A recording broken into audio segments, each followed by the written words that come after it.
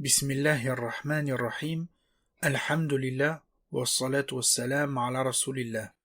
J'aimerais dans cet épisode du podcast vous mentionner 10 clés pour méditer le Coran, d'une façon profonde et impactante, Inch'Allah. Bien évidemment, je ne prétends surtout pas que ces 10 clés sont exhaustives et complètes. Ce sont des pistes et des conseils qui permettent d'avoir un cadre de compréhension et des moyens de mettre en pratique la méditation du Coran. Commençons par le premier conseil. Le premier conseil, la première clé, c'est la présence du cœur durant la lecture du Coran. Le cœur est le siège de la compréhension dans le Coran. Lorsqu'Allah subhanahu wa ta'ala interpelle l'être humain, afin qu'il réfléchisse et qu'il médite, c'est par l'intermédiaire du cœur. Allah subhanahu wa ta'ala dit « أَفَلَمْ يَسِيرُوا فِي الْأَرْضِ فَتَكُونَ لَهُمْ قُلُوبٌ يَعْقِلُونَ بِهَا أَوْ آذَانٌ يَسْمَعُونَ بِهَا فَإِنَّهَا لَا تَعْمَى الْأَبْصَارُ وَلَكِنْ تَعْمَى الْقُلُوبُ الَّتِي فِي الصُّدُورِ » Que ne voyage-t-il pas sur la terre, afin d'avoir des cœurs pour comprendre, et des oreilles pour entendre? Car ce ne sont pas les yeux qui s'aveuglent, mais ce sont les cœurs dans les poitrines qui s'aveuglent. Sans un cœur attentif et vivant, l'être humain ne peut pas cerner la réalité des choses. Il rentre dans un aveuglement qui l'empêche d'accéder à la vérité. Allah subhanahu wa ta'ala nous dit dans le verset que nous avons déjà cité, ne méditent-ils pas sur le Coran? Mais il y a des cadenas sur leur cœur. Le cœur est un récipient qui a besoin d'être préparé afin d'être impacté par les messages du Coran. Le compagnon Ibn Omar disait « Nous avons appris la foi, puis nous avons appris le Coran. Alors notre foi a augmenté. Et vous, vous apprenez le Coran, puis vous apprenez la foi. » Et Uthman ibn Affan disait également « Si nos cœurs étaient purs, ils ne se seraient jamais rassasiés de la parole de notre Seigneur. » La deuxième clé, c'est d'avoir un rapport vivant avec le Coran. Les compagnons du prophète sallallahu alayhi wa sallam, par exemple, avaient un rapport très vivant avec le Coran. Ils étaient impactés positivement par la parole d'Allah qui les accompagnait tout au long de leur cheminement.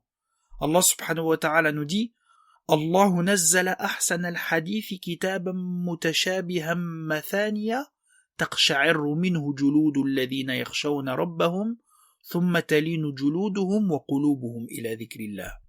Allah subhanahu wa ta'ala a fait descendre le plus beau des récits, un livre dont les versets se ressemblent et se répètent. Les peaux de ceux qui redoutent leur Seigneur frissonnent à l'entendre. Puis leur peau et leur cœur s'apaisent au rappel d'Allah. On a interrogé Asma, la fille d'Abu Bakr as-Siddiq, comment étaient les compagnons du prophète lorsqu'ils lisaient le Coran. Et elle a répondu, ils étaient comme Allah les a décrits, leurs yeux pleuraient et leur peau frissonnait. L'objectif du croyant durant la méditation du Coran est de ressentir qu'Allah subhanahu wa ta'ala s'adresse à nous directement, qu'il nous interpelle au plus profond de nous. C'est donc ressentir que cette parole est une guérison qui apporte la sérénité et l'apaisement dont a besoin l'être humain. Allah subhanahu wa ta'ala dit « Alladhina amanu wa tatma'innu qulubuhum bidhikrillah. Ala bidhikrillahi tatma'innul qulub. » Ceux qui ont cru et dont les cœurs se tranquillisent à l'évocation d'Allah. N'est-ce point par l'évocation d'Allah que se tranquillisent les cœurs? Allah subhanahu wa ta'ala interpelle les croyants en disant إنما المؤمنون الذين إذا ذكر الله وجلت قلوبهم وإذا تليت عليهم آياته زادتهم إيمانا وعلى ربهم يتوكلون. Les vrais croyants sont ceux dont les cœurs frémissent quand on mentionne Allah. Et quand ces versets leur sont récités, cela fait augmenter leur foi. Et ils placent leur confiance en leur Seigneur. Les compagnons ont eu le privilège inatteignable de ressentir l'impact de la révélation à travers sa descente graduelle. Le but est donc d'essayer de reproduire cette relation extrêmement vivante lorsqu'on lit et médite le Coran. La troisième clé, c'est de lire lentement le Coran en donnant la priorité à la qualité sur la quantité. Comme on a pu le mentionner, le Coran a été révélé sur 23 ans. L'une des sagesses est de permettre aux croyants de prendre leur temps dans la lecture du Coran pour qu'ils puissent comprendre, pour qu'ils puissent le méditer et l'appliquer de la meilleure des manières. Allah subhanahu wa ta'ala dit dans un verset « Nous avons fait descendre un Coran que nous avons fragmenté pour que tu le lises lentement aux gens. » Et un des premiers versets à être descendu sur le prophète sallallahu alayhi wa sallam, il nous dit, ce verset « وَرَتِّلِ الْقُرْآنَ تَرْتِيلًا إِنَّا سَنُلْقِي عَلَيْكَ قَوْلًا ثَقِيلًا » Et récite le Coran lentement et clairement, nous allons te révéler des paroles lourdes qui sont très importantes. C'est-à-dire, prends ton temps lorsque tu lis le Coran en respectant les règles de récitation, que l'on appelle le tajwid, et pour avoir la possibilité de méditer les sens profonds de ce livre. On rapporte d'ailleurs dans plusieurs hadiths authentiques que la récitation du prophète sallallahu alayhi wa sallam était lente et claire. Il prenait son temps et il ne se précipitait pas. De là, les compagnons et les premières générations de savants ont toujours donné la priorité à la qualité sur la quantité concernant la lecture du Coran. Ibn Mas'ud disait, à chaque 10 versets, on s'y arrêtait pour comprendre et appliquer les versets. Et c'est ainsi qu'on a reçu le savoir et l'application. Ibn Abbas a dit, je préfère lire les sourates Al-Zalzala et Al-Qari'a, qui sont 2 petites sourates, en les soumettant à une profonde réflexion, plutôt que lire les sourates Al-Baqarah et Al-Imran avec rapidité. Donc 2 sourates qui sont extrêmement longues. Un homme a dit à Ibn Abbas, je suis quelqu'un qui lit rapidement. Il m'arrive même de lire le Coran dans une même nuit, 1 à 2 fois. Ibn Abbas lui a répondu, il m'est préférable de lire une seule sourate que de lire à ta façon. Dans une de ses paroles, Ibn Mas'ud disait de ne pas lire le Coran comme les gens lisent la poésie, mais de s'arrêter en méditant les merveilles du Coran de sorte à émouvoir les cœurs. Et il a dit que votre souci en lisant le Coran ne soit pas la fin de la sourate, c'est-à-dire qu'on ne doit pas lire avec précipitation de sorte à ne penser qu'à terminer sa récitation. Parce qu'en faisant cela, la personne ne sera concentrée que sur l'objectif de clôturer et il mettra de côté la méditation de ce qu'il est en train de lire. La 4e clé, c'est de faire l'effort de comprendre ce que l'on lit. Nous avons pu voir dans l'épisode précédent que le tafsir, donc l'explication du Coran, c'est un moyen de méditer le Coran. Parce que sans compréhension, on ne peut pas s'imprégner du Coran et de ses significations. Le grand imam At-Tabari a dit « Je suis certes vraiment étonné d'une personne qui lit le Coran, mais qui ne connaît pas son sens. Comment peut-il ressentir du plaisir dans sa lecture ?» Cependant, quand on parle de comprendre le Coran, comme on a pu le mentionner, c'est d'abord une compréhension globale du verset, qui est nécessaire à la réalisation de la méditation, et non pas forcément une compréhension approfondie. C'est donc rechercher la signification des mots et la signification générale du verset. On doit également chercher à comprendre le Coran en le prenant comme filtre et comme vision pour comprendre le monde et son fonctionnement. C'est-à-dire comprendre les finalités de notre vie et analyser notre société à la lumière du Coran. Le compagnon Ibn Mas'ud disait « Celui qui veut le savoir, qu'il laboure le Coran, qu'il cherche dans le Coran, car il s'y trouve la science des premières et dernières générations. » Parmi les éléments importants qui aident à comprendre le Coran, c'est la contextualisation des versets, ce qu'on appelle en langue arabe asbab nuzul, la connaissance des causes de révélation des versets. D'ailleurs, c'est à travers la connaissance des causes de révélation des versets que les compagnons ont justifié leur connaissance du Coran. Ibn Mas'ud disait de lui-même « Je jure par Allah, en dehors duquel il n'y a aucune divinité, il n'y a pas une sourate qui a été révélée sans que je sache où elle a été descendue, et il n'y a pas un verset sans que je connaisse la cause de sa révélation. Et si je connaissais une personne plus savante que moi à propos du livre d'Allah, je serais parti à sa rencontre. » Étudier la sira, par exemple, la biographie du prophète sallallahu alayhi wa sallam, permet de contextualiser énormément de versets qui vont faire référence à différents épisodes de la vie du prophète sallallahu alayhi wa sallam et des compagnons. En se plongeant dans la vie du prophète sallallahu alayhi wa sallam, on va pouvoir faire le lien entre plein de versets et des événements qui sont liés à leur descente. Et de façon plus générale, c'est en étudiant les sciences islamiques que l'on va pouvoir s'imprégner des significations du Coran dans le domaine de la foi, la aqida, de la pratique, du fiqh et de la purification de l'âme et de tazkiya. La 5e clé, c'est d'apprendre la langue arabe. Allah subhanahu wa ta'ala met en évidence dans plusieurs versets le fait que ce Coran est en langue arabe. Il nous dit par exemple dans un verset « Inna anzalnahu Qur'anan arabiyyan la'allakum ta'qilun » Nous l'avons fait descendre, un Coran en langue arabe, afin que vous raisonniez.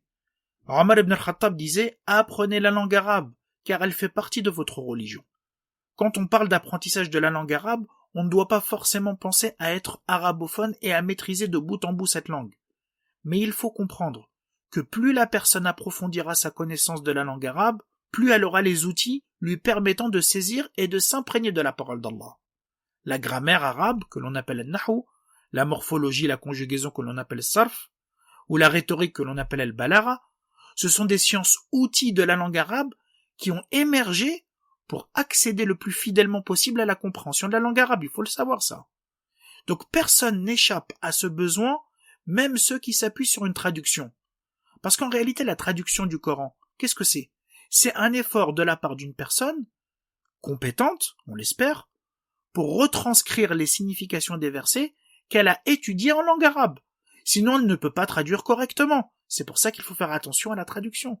Donc même le non-arabophone doit bien choisir sa traduction pour comprendre correctement les messages de son Seigneur. La 6e clé, c'est de passer du temps avec le Coran. Ce conseil est l'un de ceux qui est le plus négligé par les gens, et il est à mettre en lien avec les conseils précédents. Si on veut que le Coran impacte notre cœur, et qu'on puisse le comprendre, il faut tout simplement passer du temps avec. Pareil pour l'apprentissage de la langue arabe, ça prend du temps. Pour exprimer l'idée en une phrase, la méditation du Coran, c'est un cheminement de toute une vie. Il n'y a pas de solution entre guillemets miracle qui permet d'avoir un lien fort avec le Coran en un clin d'œil. Cette parole est certes un miracle, mais elle transforme dans le cadre des capacités humaines. Ce n'est pas une incantation que tu récites et qui bouleverse ta vie du jour au lendemain. Même les gens qui ont été subjugués par la parole d'Allah dès leur première écoute, ils ont dû passer beaucoup de temps avec le Coran pour entretenir et renforcer leur lien avec ce livre. Le prophète sallallahu alayhi wa sallam disait dans un hadith, « Lisez le Coran, car il viendra le jour de la résurrection en intercesseur pour ses compagnons, donc pour ses lecteurs assidus. » Le compagnon Ibn Omar rapporte de son père Omar ibn al-Khattab qu'il a appris la sourate al-Baqarah en 12 ans, et il a sacrifié une chamelle pour l'occasion. Il y a une très belle sagesse qui résume l'idée de ce conseil. Cette sagesse, elle nous dit, le Coran est comme un compagnon. Plus tu restes en sa compagnie, plus tu connaîtras ses secrets. Car le compagnon ne dévoile pas ses secrets à celui qui s'assoit à ses côtés quelques minutes, puis s'en va. C'est la précipitation qui empêche de créer un lien fort avec le Coran, et qui empêche de s'en imprégner. C'est pourquoi Allah subhanahu wa ta'ala mentionne dans plusieurs versets l'idée de prendre son temps dans la lecture et de ne surtout pas se précipiter. La 7e clé, c'est de respecter les règles de récitation et embellir sa voix. Allah subhanahu wa ta'ala a embelli ce Coran aussi bien sur le fond que sur la forme. Il l'a embelli sur la forme à travers des règles de récitation que l'on appelle tajwid et qui permet de psalmodier correctement le Coran, et il l'a embelli sur la forme également à travers l'embellissement de la voix humaine. C'est pourquoi il est recommandé d'embellir sa voix lors de la récitation. Le prophète sallallahu alayhi wa sallam a dit « Allah subhanahu wa ta'ala ne prête attention à une chose comme il prête attention à un prophète à la voix mélodieuse qui psalmodie le Coran en haussant la voix. » Et le prophète sallallahu alayhi wa sallam dit également « Embellissez le Coran avec vos voix, car certes la belle voix lui rajoute en beauté. » La 8e clé, c'est de se rappeler de la récompense de la lecture du Coran. Se rappeler par exemple que la lecture du Coran est en soi une adoration, c'est-à-dire que sa lecture apporte une récompense en tant que telle, même si on ne comprend pas ce qu'on lit. Le prophète sallallahu alayhi wa sallam a dit « Celui qui lit une lettre du livre d'Allah a pour cela une bonne action, et la bonne action est multipliée par 10. » Le prophète sallallahu alayhi wa sallam dit « Je ne dis pas que alif, lam, mim est une lettre, mais alif est une lettre, lam est une lettre et mim est une lettre. » Se rappeler également que le mérite d'une personne dans l'au-delà sera proportionnel à son attachement au Coran ici-bas.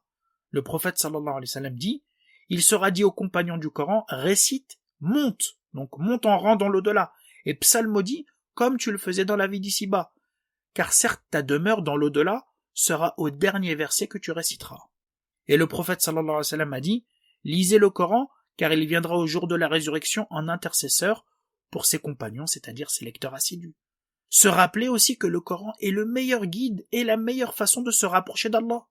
Le compagnon Khabbab a dit à quelqu'un « Rapproche-toi d'Allah parce que tu peux, mais certes tu ne te rapprocheras pas d'Allah par une chose qu'il aime plus que sa parole. » Ibn Abbas a dit dans une parole « Allah subhanahu wa ta'ala a garanti à la personne qui lit le Coran qu'elle ne s'égarera pas dans la vie d'ici-bas et elle ne sera pas triste dans l'au-delà. » Et il a lu le verset « Celui qui suit ma guidée ne s'égarera pas et ne sera pas malheureux. » La 9e clé, c'est de profiter des bons moments pour lire le Coran et le méditer.